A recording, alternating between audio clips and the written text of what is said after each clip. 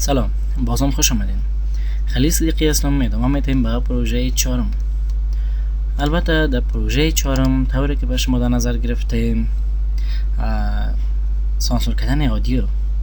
شما ویدیو را کار کردین در پروژه قبلی، طوری بود که یک قسمت از ویدیو را شما سانسور میکردین. حالا میخوایم که آدیو را، یک قسمتی از آدیو که البته قابل نشر باید نباشه، شما باید آدیوی بیپ استفاده کنین.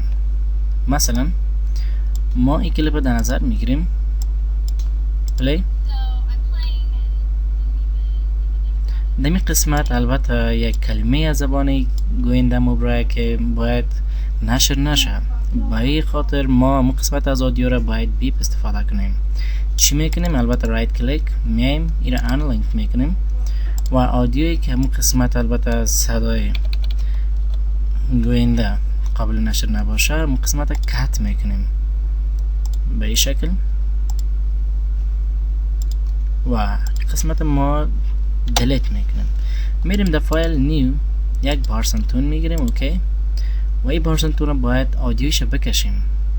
میریم در کلیپ آدیو اکسترکت و آدیو زیر میاریم در این قسمت از آدیوی 2 اضافه میکنیم و میریم توسط رازور قسمت کات میکنیم.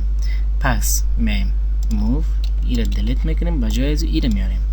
وقتی ما پلی میگیم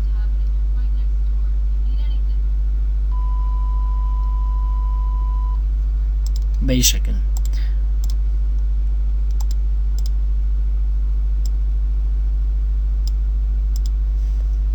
سایز زیر خورد میکنیم و میایم توسط یه آپشن یک کمک خوب اسنپ هم آف کنیم. باید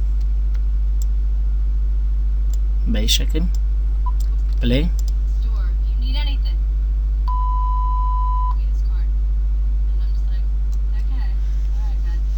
خب این بود بخش از سانسور کردن آدیو.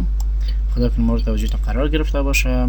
برنامه پروژه بعدی بعد از یک وقفه